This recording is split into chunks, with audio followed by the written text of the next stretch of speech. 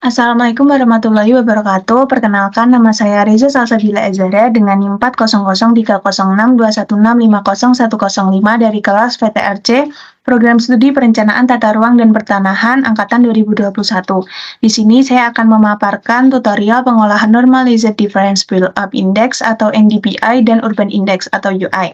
Sebelumnya, NDPI merupakan indeks yang menghitung perbedaan antara reflektansi inframerah dekat atau NIR dan reflektansi gelombang pendek inframerah atau SWIR untuk mengidentifikasi dan memetakan daerah yang dibangun oleh manusia dalam citra satelit.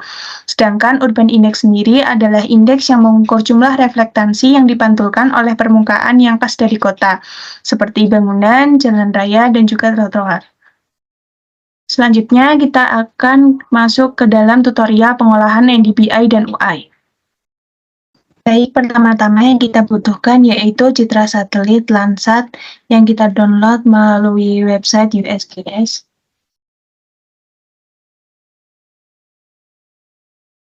Setelah masuk ke website USGS, pastikan kita telah login ke dalam website tersebut. Lalu pada bagian peta ini, kita zoom dan kita cari di wilayah yang kita inginkan. Di sini saya menggunakan wilayah Kabupaten Semarang. Ini daerah sini, lalu di sini kita klik use map untuk menambahkan poligon dari citra yang akan kita download. Lalu di data range kita cari dari tanggal 1 Januari 2022 hingga tanggal 31 Desember tahun 2022 untuk mencari citra satelit tahun 2022. Di bagian cloud cover kita menggunakan range 0% sampai 10%. Lalu kita klik dataset dan kita pilih di bagian Landsat. Kita pilih di Landsat Collection 2 level 2. Lalu kita checklist di bagian Landsat 8. Selanjutnya kita klik result. Di sini maka akan muncul citra yang kita inginkan. Di sini kita bisa melakukan preview dengan cara show browse overlay. Di sini kita cari citra yang sekiranya tutupan awannya paling sedikit. Setelah kita tentukan citranya, kita dapat klik download option. Lalu di product option kita klik dan kita bisa download citranya. Lalu kita tunggu hingga proses download citra selesai. Untuk mendownload citra tahun sebelumnya, kita bisa mengganti di bagian data range. Di sini saya menggunakan citra tahun 2022 dan citra tahun 2013. Lalu setelah selesai mendownload citra tahun 2013 dan tahun 2022, kita ke File Manager dan kita akan melakukan ekstrak file agar citra Landsatnya dapat terbaca. Di sini akan muncul citra satelit tahun 2013. Selanjutnya kita buka aplikasi ArcGIS.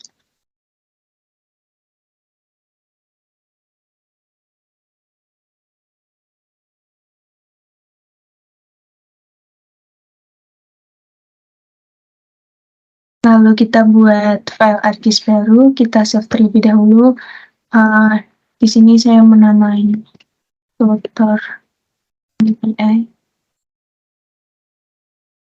Setelah itu kita akan add data citra satelit yang telah kita download tadi. Di sini kita memasukkan citra satelit tahun 2022, band 5, band 6, dan band 7. Lalu kita tambahkan. Setelah muncul, kita akan melakukan proses analisis NDPI dengan cara raster kalkulator. Di sini kita dapat ke menu search dengan search map algebra. Lalu kita klik pada raster kalkulator. Di sini kita menggunakan rumus SWIR dikurangi NIR per SWIR ditambah NIR, di mana SWIR merupakan band 6 dan NIR merupakan band 5. Di sini kita menggunakan float, yaitu band 6 dikurangi band 5 dibagi float band 6 ditambah band 5. Lalu kita tentukan folder outputnya.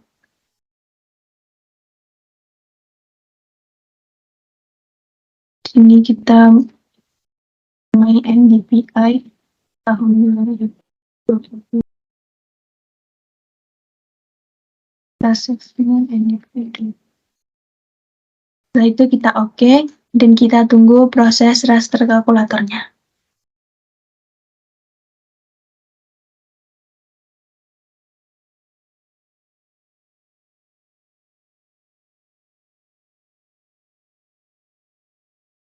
Ini merupakan hasil NDVI dari Kabupaten Semarang. Di sini dapat kita lihat bahwa nilai maksimumnya yaitu 0,45 dengan nilai minimumnya min 0,46. Kita coba ganti warnanya ke merah hingga hijau agar lebih informatif. Lalu bisa kita tambahkan administrasi Kabupaten Semarang untuk melihat wilayah di Kabupaten Semarang. Kita bisa no color pada fillnya, dan outletnya kita buat merah agar kelihatan. Bisa kita zoom to layer. Nah, ini merupakan kawasan Kabupaten Semarang. Setelah dapat batas Kabupaten Semarang, maka kita akan klik hasil NDVI dengan batas administrasi Kabupaten Semarang. Akan tetapi, batas administrasi Kabupaten Semarang tersebut harus kita buffer terlebih dahulu agar tidak terjadi kesalahan pemotongan. Di sini kita menggunakan buffer di geoprocessing. Kita masukkan administrasi Kabupaten Semarang.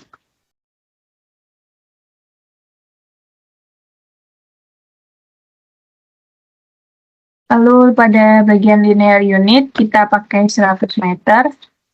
Kita tentukan outputnya.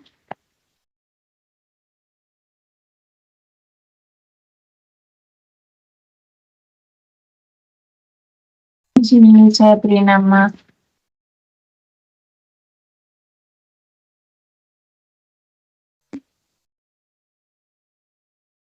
lalu kita oke. Lalu kita tunggu.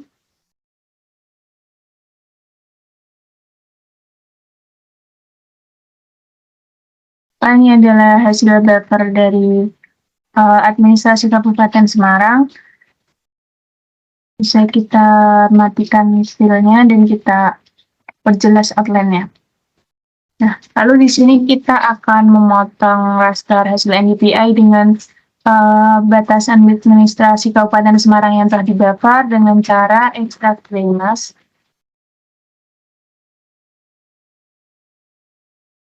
Lalu pada bagian input raster kita masukkan raster NDVI-nya, dan pada input raster of vector mask data kita masukkan buffer Kabupaten Semarangnya. Kita tentukan foldernya.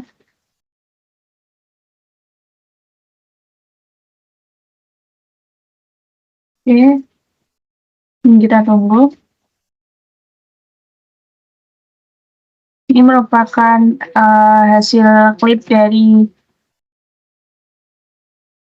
proses NDVI di Kabupaten Semarang. Di sini kita bisa memberi warna dengan warna merah hingga hijau. Seperti ini. Di sini menunjukkan bahwa ketinggian maksimumnya yaitu 0,31 dan yang terendah yaitu min 0,3. Lalu setelah ini kita akan melakukan reclassify. Kita search reclassify, kemudian kita pilih yang reclassify spatial analysis tool. Lalu kita masukkan raster clip NDVI-nya. Setelah ini kita klik bagian classify. Di sini kita akan mengklasifikasi menjadi 5 kelas. Di sini kita menentukan interval kelasnya dengan cara selisih antara minimum dan maksimum, lalu kita bagi ke 5 kelas. Atau di dalam ArcGIS kita bisa langsung menggunakan klasifikasi metode equal interval. Lalu kita oke, dan di sini kita tentukan output filenya. Lalu kita klik oke, dan kita tunggu proses reclassify-nya. Maka di sini akan muncul hasil reclassify. Di sini masih dalam bentuk raster. Kita akan mengubahnya ke bentuk polygon dengan cara search raster to poly. Lalu kita klik dan kita input rasternya, yaitu raster reclass-nya, dan kita tentukan output filenya.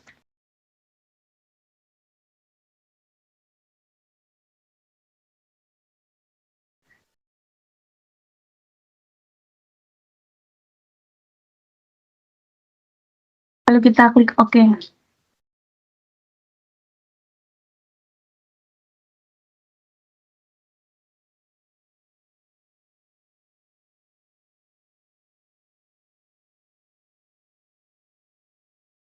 Nah, ini sudah berbentuk polygon, akan tetapi di atribut tabelnya belum jadi satu antara grid code atau antara interval kelasnya. Di sini kita akan menjadikan satu tabel dengan cara kita dissolve, kita ke geoprocessing, lalu kita klik dissolve.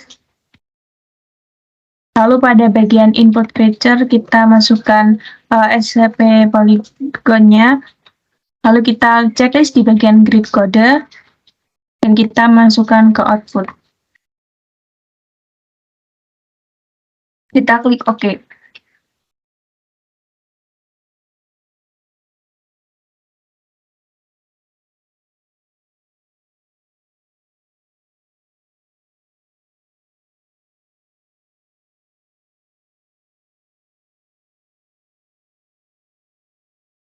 Nah, maka akan muncul hasil dissolve-nya. Di sini atribut tabelnya sudah rapi, sudah hanya menjadi 5 tabel, sehingga kita lebih mudah dalam melakukan atributisasinya. Di sini kita akan klik hasil dissolve ini dengan batas administrasi yang sebenarnya.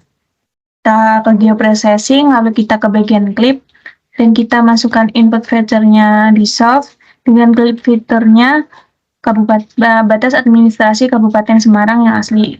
Lalu kita pilih output foldernya. Kita klik OK.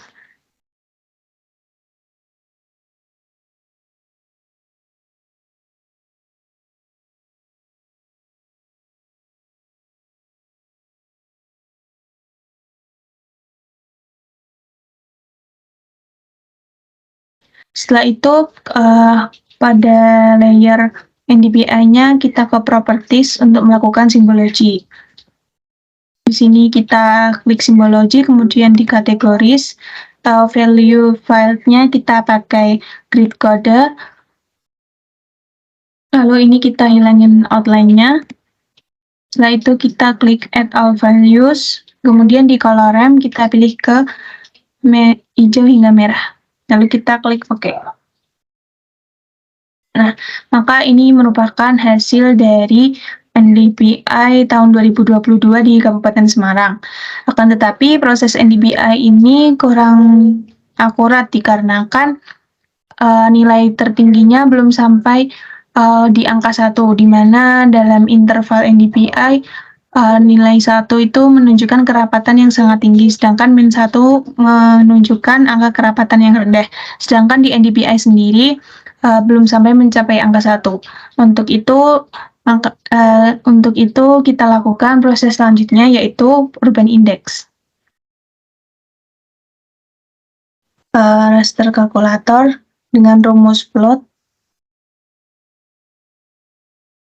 pen 7 dikurangi pen 5 dibagi pen 7 ditambah pen 6 ditambah 1. Kita beri tanda kurung dan tutup kurung. Kita tentukan output foldernya.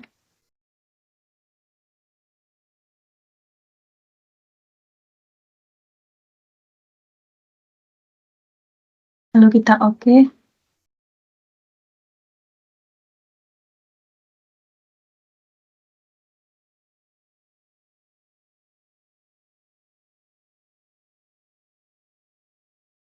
maka ini akan muncul hasil UI dari tahun 2022. Di sini angka maksimum telah mencapai 1,6 dengan minimumnya min 0,01. Kita bisa ganti warna ke merah hingga hijau seperti ini. Lalu kita akan klik batas administrasi dengan raster UI. Sebelumnya batas administrasi kita buffer terlebih dahulu agar tidak terjadi kesalahan pemotongan. Kita masukkan SRP yang telah di buffer. Oke, lalu kita bisa mengklik dengan tools extract famous. Lalu kita input raster UI, dan kita input ke Semarang yang buffer. Lalu kita tentukan output foldernya.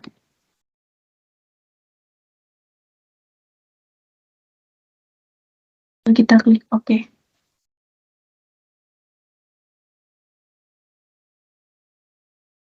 Maka akan muncul hasil klip. Lalu kita akan mengreclassify data raster ini. Dimana kita akan input lib UI, dan kita akan classify menjadi 5 interval. Di sini kita cara menentukan interval yaitu dengan selisih antara maksimum dan minimum kita bagi 5. Di sini 1,5 dikurangi 0,2 berarti 1,3 dibagi 5. Atau kita dapat dengan cara otomatis yaitu menggunakan equal interval. Di sini di equal interval kita dapat langsung membagi interval yang sama rata. Kita klik OK dan kita tentukan output rasternya. Kita klik OK.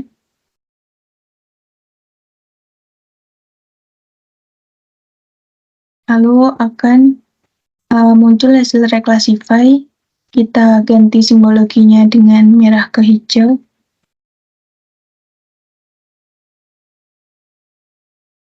Kita klik apply. Hasilnya akan seperti ini.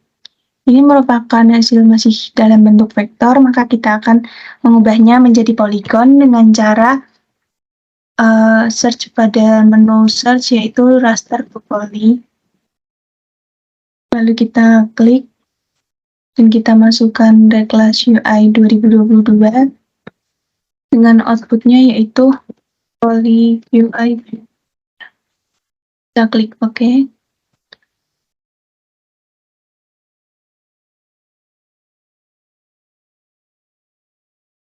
Di sini sudah berubah menjadi poligon, akan tetapi atribut tabelnya masih terlalu banyak, maka kita akan melakukan dissolve agar grid code yang sama bisa dalam satu tabel. Di sini kita masukkan poly UI dan kita checklist di bagian grid code, lalu kita tentukan output filenya.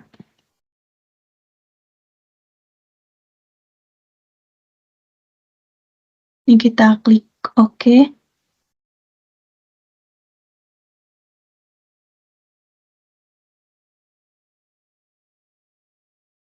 Maka atribut tabelnya akan 5 seperti ini. Jadi kita gampang dalam melakukan klasifikasi keterangannya. Selanjutnya ini telah di-dissolve. Selanjutnya kita akan klik dengan batas administrasi yang asli. Kita klik dengan masukkan inputnya dissolve, lalu kliknya dengan batas admin Kabupaten Semarang yang asli. Di sini kita bisa pilih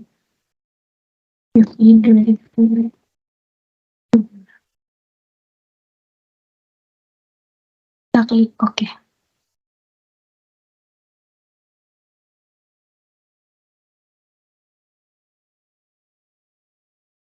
Lalu di sini kita dapat melakukan open atribut tabel untuk menghitung luas lahan. Kita bisa menambahkan add file dengan tabel indeks, formatnya teks, lalu keterangan dengan formatnya teks, lalu dengan tabel luas. Di sini type-nya double.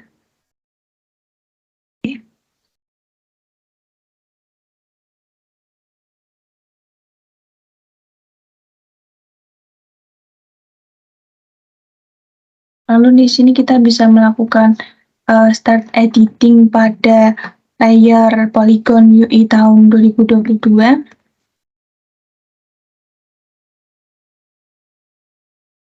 Lalu di sini kita bisa isi indeks tadi dari 0,2 hingga 0,4, lalu 0,4 hingga 0,6, 0,6 hingga 0,8, 0,8 hingga 1, dan lebih dari 1.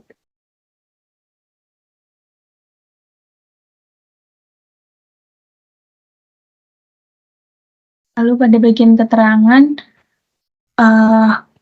angka yang mendekati min 1 merupakan lahan dengan non terbangun. Selanjutnya yaitu kepadatan bangunan rendah. Selanjutnya kepadatan bangunan sedang. Selanjutnya kepadatan bangunan tinggi. Selanjutnya kepadatan bangunan sangat tinggi. Setelah itu kita save, edit, dan stop editing. Selanjutnya untuk menghitung luas kita bisa klik kanan pada tabel luas, kemudian klik calculate geometry. Di sini kita menggunakan area dengan unitsnya yaitu hektar. Lalu kita klik OK, maka di sini akan muncul luas daerah non terbangun, kepadatan bangunan rendah, hingga kepadatan bangunan sangat tinggi. Mungkin dari sini kita bisa melakukan simbologi terlebih dahulu. Agar lebih informatif, kita menggunakan kategoris. Kita hilangin outline-nya agar lebih rapi. Lalu kita milih warna hijau sampai merah, lalu kita OK. Maka ini adalah hasil dari Urban Index tahun 2022 di Kabupaten Semarang. Di sini dengan luasnya. Lalu lakukan hal yang sama pada tahun 2013 untuk bisa melakukan perbandingan atau perbedaan antara tahun 2013 dengan tahun 2022 dengan langkah-langkah yang sama. Baik, ini merupakan hasil perbandingan NDVI di Kabupaten Semarang pada tahun 2013 dan tahun 2022 yang diproses melalui Citra Landsat. Di sini dapat kita lihat bahwa pada tahun 2022 terjadi peningkatan di bagian kepadatan bangunan tinggi, di mana luasnya di tahun 2022 yaitu 1.219, sekian hektar, sedangkan di tahun 2013 luasnya hanya 910,8 sekian hektar. Ini merupakan hasil perbandingan NDVI-nya. Baik, ini merupakan perbandingan UI di Kabupaten Semarang pada tahun 2013 dan tahun 2022. Di sini terjadi peningkatan luas pada kepadatan bangunan sangat tinggi pada tahun 2022 dan juga peningkatan terhadap luas kepadatan bangunan tinggi. Hal ini disebabkan oleh beberapa faktor, diantaranya demografi, lalu kebijakan pemerintah, tingginya angka permintaan bangunan, dan lain sebagainya. Baik, mungkin itu yang dapat saya sampaikan dalam video kali ini. Kurang lebihnya saya mohon maaf. Wassalamualaikum warahmatullahi wabarakatuh.